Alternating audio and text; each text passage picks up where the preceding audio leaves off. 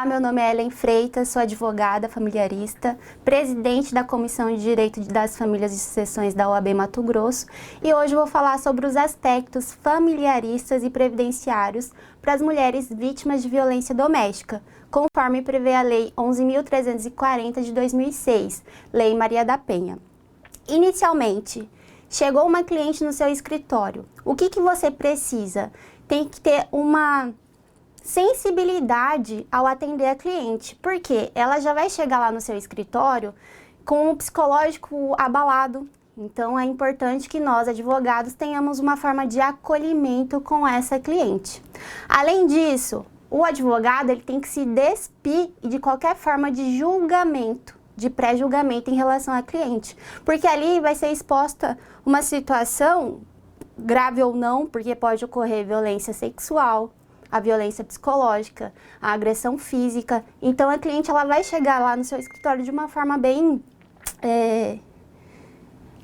machucada. Então, é importante que vocês, advogados, acolham. Enfim, passado isso, Ellen, quais os direitos civis dessa vítima de violência doméstica? Lembrando que não só a mulher, como as trans, como as lésbicas, elas têm direito, em relacionamentos, têm direito a pedir as medidas protetivas. A vítima foi até a delegacia ou fez o requerimento online, tem um aplicativo que a vítima, desde que não seja uma agressão sexual ou até mesmo a física, que há uma necessidade de fazer um laudo, ela pode fazer pelo aplicativo. O que ela pode requerer lá na hora das medidas protetivas? O afastamento do agressor do lar.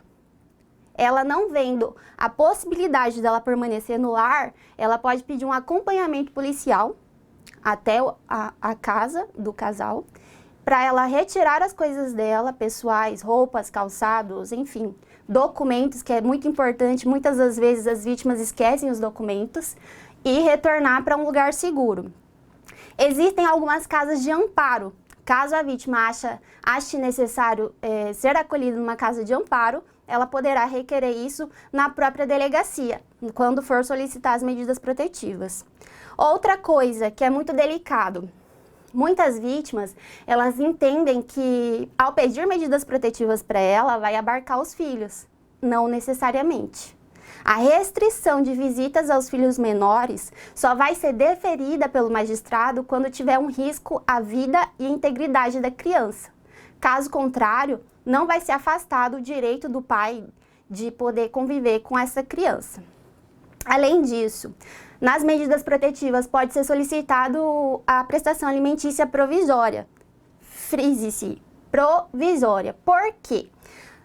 Muitas vítimas deixam decorrer, a medida protetiva ela tem uma média de 6 meses. Arquivado, o dever alimentar se extingue. Então, se daqui a um ano esse pai deixar de pagar a pensão alimentícia e tentar executar, não vai conseguir, uma vez que a determinação foi provisória e arquivando o processo, extingue essa obrigação. E a proibição temporária para celebração de atos e contratos. Exemplo, nós temos um imóvel do casal. Aí o magistrado vai oficiar os cartórios para que ele impeça qualquer celebração contratual de alienação daquele imóvel, para resguardar os direitos civis, os direitos de meação daquela vítima. Existem algumas varas especializadas, assim como aqui em Cuiabá, de violência doméstica, que designam uma audiência de conciliação. Essa audiência de conciliação, muitas vítimas elas têm medo. Por quê? Além de ter rompido um ciclo de violência doméstica, elas entendem que é uma audiência de reconciliação. E não existe mais na legislação uma tentativa de reconciliação do casal. Ali vai ser tratado os direitos civis desse casal, como reconhecimento de união estável, como divórcio, como pensão alimentícia, guarda das crianças, direito de convivência. Não tendo acordo naquela audiência, aí sim cabe procurar um advogado, uma defensoria pública para entrar com a ação pertinente em relação àquela situação. Nessa audiência de conciliação também pode ser tratada a questão de Dano patrimonial, um exemplo, o agressor quebrou o carro da vítima, o agressor, ele fazia saques na conta dessa vítima, ali eles podem tentar um acordo em relação a esse ressarcimento. Não ocorrendo acordo, ajuiza a ação. Nessa audiência podem ser feitos acordos parciais, por exemplo, em relação às crianças, pensão alimentícia e guarda, mas não em relação ao divórcio e partilha. Aí sim, entra só com o que for pertinente ao caso. O que foi feito acordo não precisa mais mexer. Não havendo, como eu já disse, não havendo acordo, a vítima vai ajuizar uma ação específica, vai procurar um advogado de confiança ou até mesmo a Defensoria Pública, ela tem uma orientação. Na própria lei da Maria da Penha fala: todos os processos, eles vão direto para a Defensoria Pública. Medida protetiva vai direto para a Defensoria Pública. E ali, na Defensoria Pública, o defensor vai entrar em contato com todas as vítimas, passando as orientações pertinentes. Se não for uma pessoa que caracteriza a hipossuficiente, aí vai orientar a procurar um advogado para solucionar aquela questão. Finalizou, não teve nenhum acordo na audiência de conciliação. O que eu faço agora, Ellen? É casado? Pode entrar com ação de divórcio. Entrou com ação de divórcio, pode pedir um pedido liminar, porque existe o princípio do direito à liberdade. Com esse princípio, você pode pedir uma antecipação de tutela, requerendo o decreto do divórcio antes da sentença. Até porque o Código de Processo Civil, ele prevê a possibilidade de sentença parcial de mérito, que é, no caso, o decreto do divórcio. Geralmente, na parte prática, o juiz designa mais uma audiência de conciliação. Esses processos, se existe uma vara especializada de violência doméstica na comarca, vai ser distribuído na vara de violência doméstica. Por quê? A vara de violência doméstica, ela tem uma competência híbrida. Ela decide tanto a parte criminal quanto a parte civil do processo, quando inclui uma vítima de violência doméstica, uma mulher vítima. Não tendo, vai ter que distribuir uma das varas cíveis da sua comarca. E ali, o juiz vai tomar ciência de que já existe uma medida protetiva e vai analisar aquele caso conforme a necessidade. A necessidade, nesse caso que eu estou falando, um decreto de divórcio em tutela de urgência. Não éramos casados, Ellen, nós éramos conviventes. Então, tem que saber a data exata do início da convivência, que foram morar juntos, e a data final, quando a vítima saiu da casa. O dever de meação, ele cessa com a separação de fato. Vamos lá, um exemplo. Eu separei de fato, saí da casa, registrei em boletim de ocorrência, daqui um mês eu ganhei na Mega Sena. Meu marido, que ainda não é ex, né? Meu marido tem direito à meação? Não, porque cessou o dever da meação ali na data da separação de fato. Então, tudo que eu adquiri da separação de fato para frente, aí cabe só a mim. Se o que nós adquirimos, aí vai também do regime de comunhão de bens. Isso eu tô falando do regime de comunhão parcial. Se for universal, também cessa ali. Mas tudo que eu adquiri até a data do casamento para trás é partilhável. Entendemos? Entenderam? Outra coisa muito interessante, que é muito habitual nos divórcios, até mesmo nos reconhecimentos de união estável. Doutora, eu saí da casa, meu ex-marido ficou lá, ele não quis sair por motivo algum, e eu tô alugando uma casa.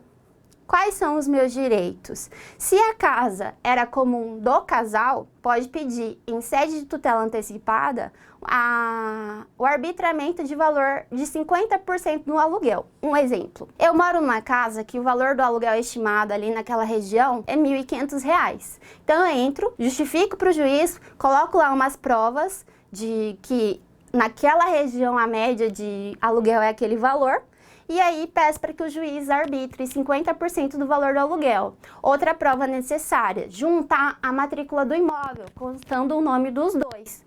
Aí o juiz vai arbitrar liminarmente. Se não tiver essa prova, um exemplo, era um imóvel que era registrado no nome da sogra. Não tem a prova de que esse imóvel é comum.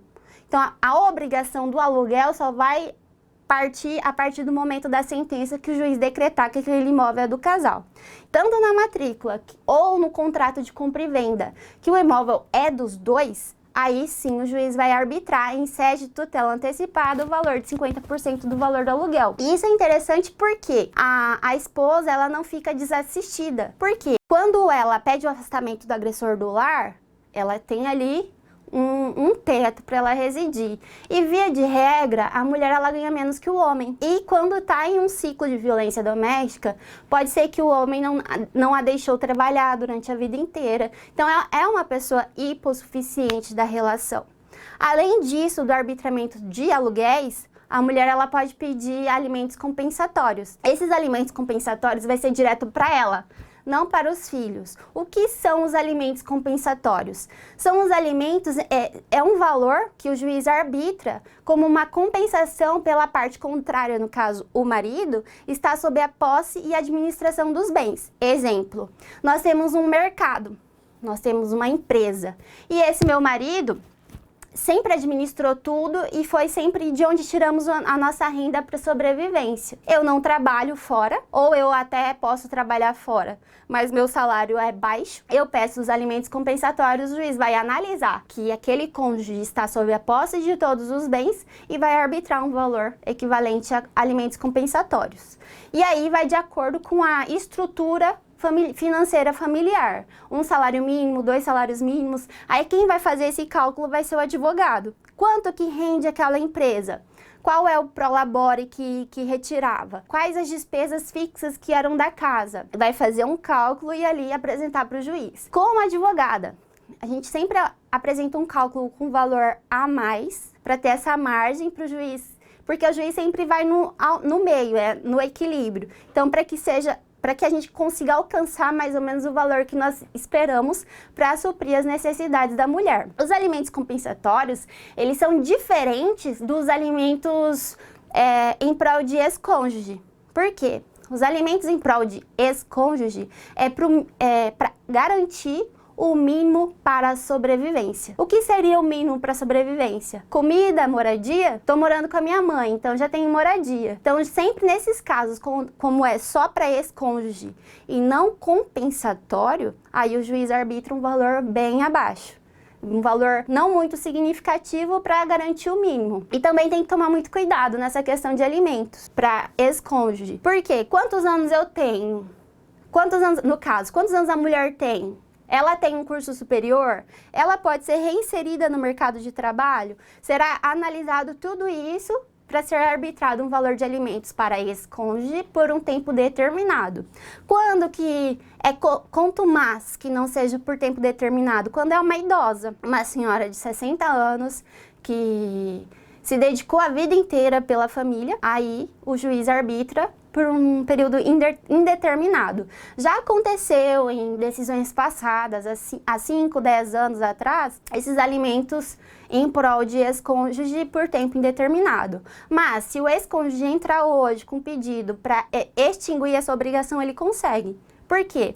Subentende-se, a jurisprudência tem o seguinte entendimento, que alimentos entre ex-cônjuges não é uma aposentadoria. Então, não tem o dever ad eterno. Cessado o relacionamento, cessado o casamento, não tem mais essa obrigação eterna com o ex-cônjuge.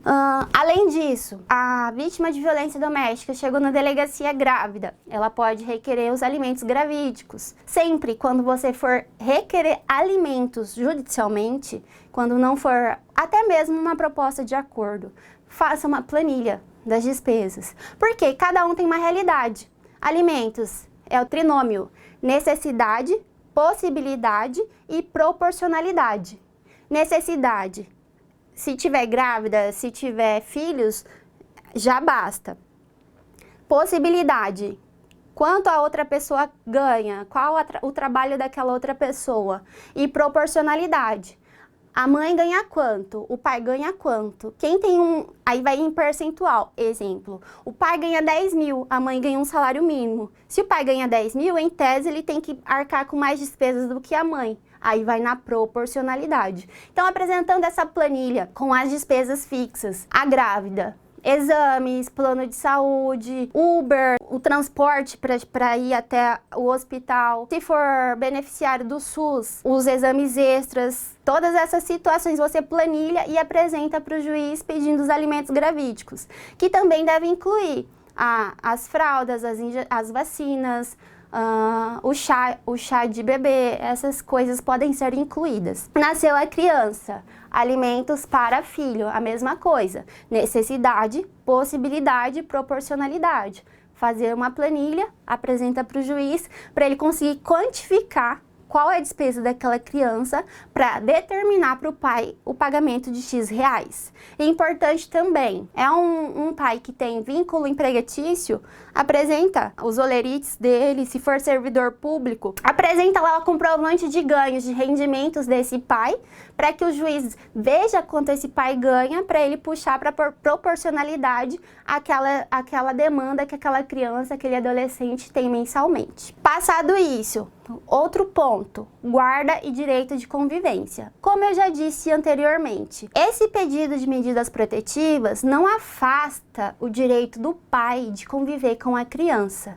Infelizmente, existem algumas mães que usam como uma forma maldosa, vou utilizar essa palavra, mas para afastar o pai dessa criança. Às vezes é um excelente pai e um péssimo marido, então não podemos misturar isso. Até porque está na Constituição Federal o direito dessa criança conviver com o pai e com a mãe, conviver com os avós paternos e os avós maternos, conviver com os irmãos. Então é importante a mãe tentar balancear esse sentimento, esse ressentimento em relação ao pai e analisar o contexto como um todo. Ah, doutora, ele é um péssimo pai, ele agride meu filho, registre boletim de ocorrência, encaminhe para o Juizado da Infância e Juventude para que seja julgado lá esse afastamento desse pai em relação às crianças. Via de regra, a guarda ela deve ser compartilhada. A legislação hoje ela determina que seja compartilhada, salvo algumas situações. Existem até alguns pais que tentam fazer uma guarda unilateral, até mesmo em um acordo, e os juízes não homologam. Por quê? Qual que é a função dessa guarda compartilhada? É o pai e a mãe dividirem as obrigações em relação às crianças. Por quê? Antigamente, até uns 3 anos atrás, esse pai ele tinha o direito de ver o filho, a filha, a cada 15 dias, finais de semana alternado. Esse pai vira o tio legal. E a mãe fica com toda a obrigação de cuidar, de educar, de levar ao médico, de passar a noite sem dormir. Então, a legislação, ela vislumbrou esse encargo só para a mulher, só para a mãe, e começou a distribuir essas obrigações para o pai e para a mãe. A guarda compartilhada, ela não é aquela criança ficar 15 dias com a mãe, 15 dias com o pai. É poder de decisão. Tudo em relação à criança vai ser tomado entre o pai e a mãe. Além disso, uma convivência equilibrada. Um exemplo, finais de semana alternados e segunda e quarta-feira a criança pernoita com o pai. Para vincular, para fortalecer os laços afetivos dessa criança com esse pai. E também para trazer esse pai para a obrigação de cuidar. Outro ponto que a gente não pode esquecer, não pode confundir o pai não pagar pensão com ele não poder ver o filho. Se ele não paga pensão, entra com um cumprimento de sentença, uma execução para que ele tenha essa obrigação de pagar, para que ele cumpra. E o direito de visita é o direito de convivência dessa criança, para ela ter referências familiares. Ah, o pai não vê, mas a avó cuida. Ótimo! Essa criança está com referências familiares desse pai. Então, é importante a gente ter essa sensibilidade de informar o cliente e também de uma forma que o cliente não fique bravo com você, porque é direito da criança, não é do pai nem da mãe. É um direito da criança que deve ser salvaguardado. Enfim, partilha de bens. Qual é o regime de bens que esse casal casou? Regime comum no Brasil, comunhão parcial de bens. Tudo que adquiriu da data do casamento até o rompimento é dividido em 50% para cada um, independente do esforço. Ah, a mulher não trabalhava, ficava em casa o dia inteiro, tinha empregada, não interessa. É 50% de cada um. e não comunica herança. No caso, e também se tiver bens particulares. Um exemplo. Eu tinha um apartamento, doutora. Vendi esse apartamento e nós compramos uma casa. Eu dei 200 mil e mais 300 mil a gente trabalhou e pagou. Esses 200 mil, se você conseguir comprovar, vai ser só da esposa. E vai ser em percentual, porque há 10 anos uma casa de 500 mil, hoje pode valer 1 milhão. Então, a gente vai em proporcionalidade para resguardar o bem particular daquela mulher ou daquele homem, enfim. Comunhão universal de bens, 50% de tudo, inclusive de herança. Não existem bens particulares em comunhão universal de bens. Geralmente, quem casou em comunhão universal de bens são as pessoas mais velhas, porque era o regime comum até 73, salvo engano. Dali para frente, o regime comum foi comunhão parcial. Esses são os regimes principais que eu vou expor para vocês. Existem mais outros dois, só que não é tão usual. E a separação total de bens, tudo que é meu, tudo que é seu, então não tem partilha nenhuma. É mais fácil até para finalizar esse procedimento, esse processo. Eventuais indenizações. Eu já peguei casos em que o homem colocou fogo na casa da mulher. Já peguei casos em que o homem quebrou a casa da mulher. Já peguei casos em que o homem, em 6 meses de namoro, não precisa necessariamente estar casado, fez variados empréstimos na conta dessa mulher, utilizando o CPF dessa mulher. Então, dá para fazer esses pedidos indenizatórios também, não só dá como deve. A vítima, se sentindo lesada, ela pode ajuizar em caso de dano patrimonial a um bem. Precisa apresentar 3 orçamentos para o magistrado. Um exemplo do carro, 3 orçamentos do conserto do carro, para que o juiz arbitre um valor no meio, intermediário, para que a outra parte tenha obrigação de pagar. Passada toda essa parte do direito familiarista, em que a vítima ela tem direito de pedir o divórcio, pensão alimentícia, partilha de bens, guarda, direito de convivência, que deve ser equilibrado. Lembrando, o direito de convivência deve ser equilibrado entre pai e mãe. A gente vai passar para o aspecto previdenciário. Só vou pôr um ponto. Em casos de união estável, quando não adotado um regime diverso, vai ser o da comunhão parcial de bens, que vai ser, durante o período que estivemos juntos, o que nós conquistamos é metade de cada um, salvo se tiver bens particulares e salvo se tiver herança. Caso contrário, é metade para cada um. Nesse caso de união estável, é um pouco mais complicado conseguir tanto os alimentos compensatórios quanto o arbitramento de aluguel. Por quê?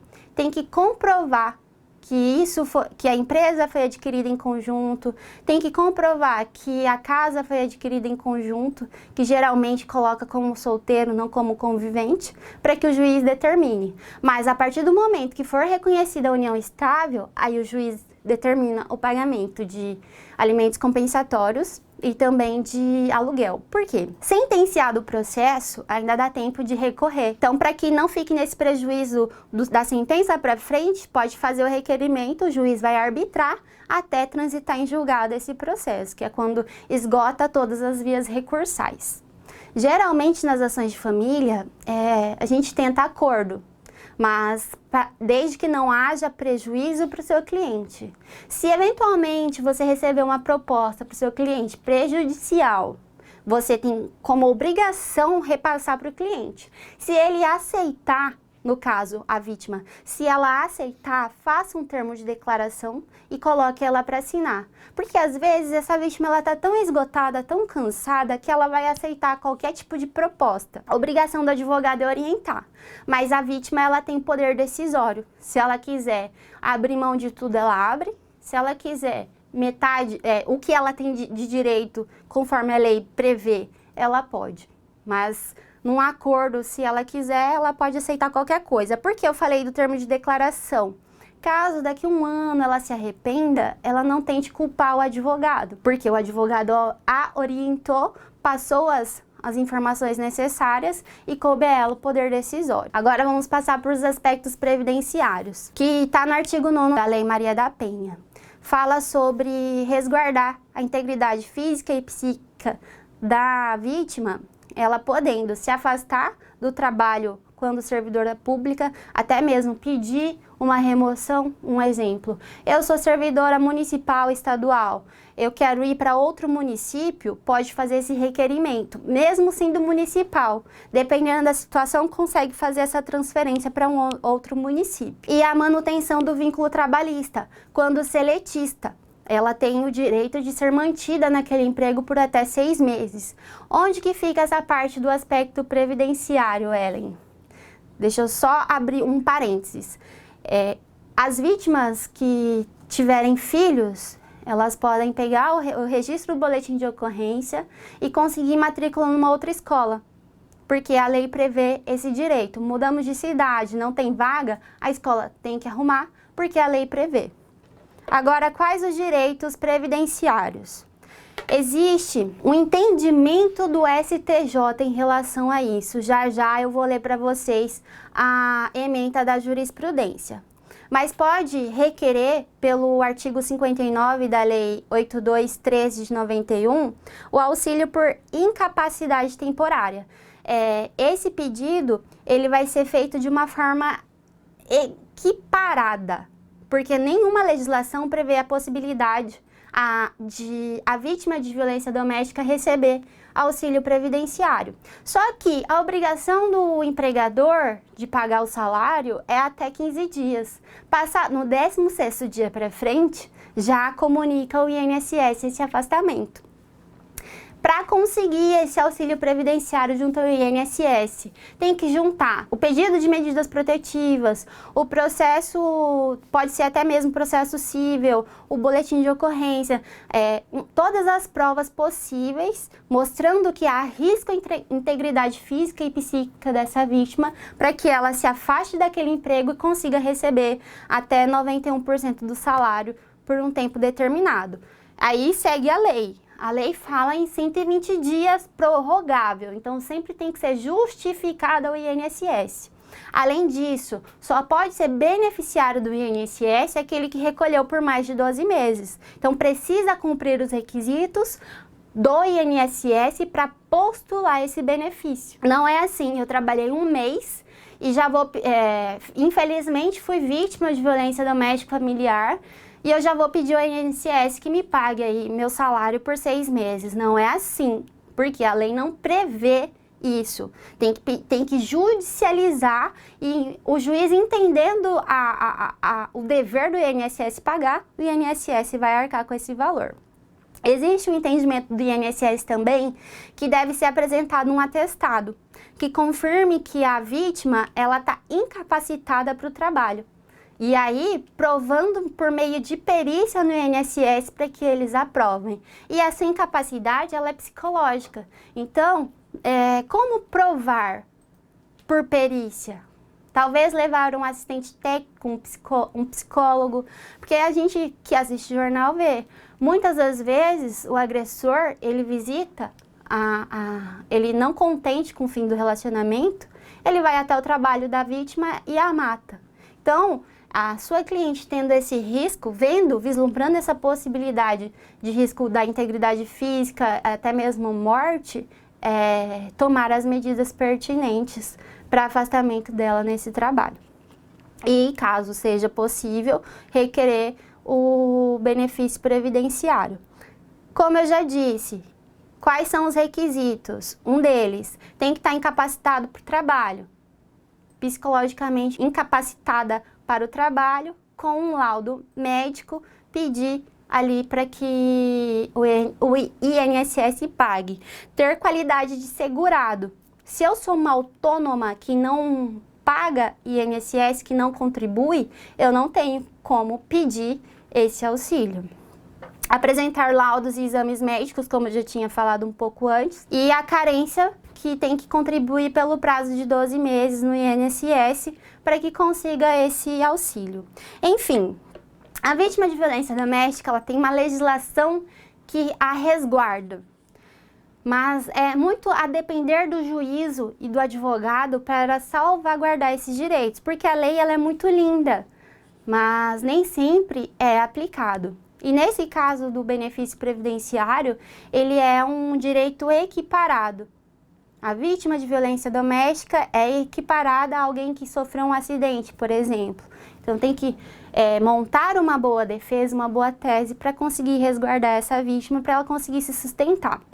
Além das outras partes cíveis familiaristas que eu já falei, dos alimentos compensatórios, dos alimentos para as crianças, gravídicos ou até mesmo alimentos para ex-cônjuge. Ex-cônjuge também pode ser ex-convivente. Ex-convivente pode pedir alimentos, tá? Vamos ler aqui a decisão do STJ.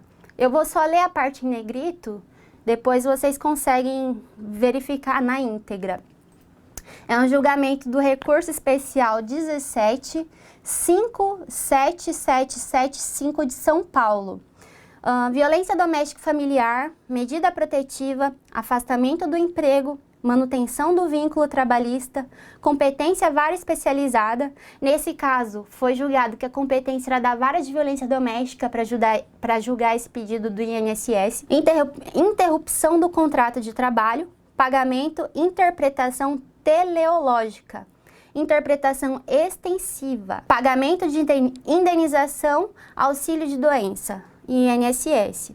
Aqui no item 3, incide o auxílio-doença diante da falta de previsão legal referente ao período de afastamento do trabalho, quando reconhecida ser decorrente de violência doméstica familiar, pois tal situação advém da ofensa à integridade física e psicológica da mulher e deve ser equiparada aos casos de doença da segurada, por meio de interpretação extensiva da Lei Maria da Penha. Veja bem, é uma interpretação extensiva, por isso que é importante o advogado juntar provas suficientes para que o juiz admita esse pedido e essa vítima receba mensalmente o benefício do auxílio por incapacidade temporária. Bom, a gente sabe que quase todas as mulheres já foram vítimas de algum tipo de violência doméstica familiar. Então eu trago para vocês um poema da Frida Kahlo, que ela também teve um esposo agressor. Ela foi vítima por muitos anos, ela tinha uma paixão muito avassaladora por ele, mas antes de morrer ela escreveu esse poema que é muito bonito. E eu trago para vocês o que nós, mulheres, merecemos. Você merece um amor que ame quando você estiver despenteada, aceitando as razões que a fazem acordar rapidamente e os medos que não permitam que você durma. Você merece um amor que faça com que você se sinta segura, que a ajude a conquistar o mundo ao pegar em sua mão, que sinta que seus abraços se encaixam perfeitamente com a sua pele. Você merece um amor que deseja estar ao seu lado, visitar o paraíso apenas olhando os seus olhos e que nunca fique entediado lendo as suas expressões. Você merece um amor que a ouça cantar, que te apoie em todas as loucuras, que respeita a sua liberdade e que acompanhe em seu voo, que não a deixe cair. Você merece um amor que afaste as mentiras e que traga sonhos, café e poesia. Então, mulheres, advogadas, vítimas, modo geral, que vocês vejam que vocês tendo a força para sair de um relacionamento que há agressões físicas, psicológicas, sexuais, patrimoniais, você saindo, tendo essa força, buscando auxílio psicológico, você mude essa chave na sua cabeça e mude o seu senso de merecimento, porque todos nós, tanto homens quanto mulheres, merecemos ser amados. Bom, eu fico por aqui. Espero que vocês tenham entendido a prática do direito familiarista e previdenciário no dia a dia. É óbvio que existem várias correntes, mas pesquisando jurisprudência, vocês conseguirão ver outras formas conforme a necessidade do seu cliente. Mas via de regra, de modo geral, eu trouxe aqui para vocês o primeiro passo ao atender essa cliente. Um abraço a todos vocês, até mais!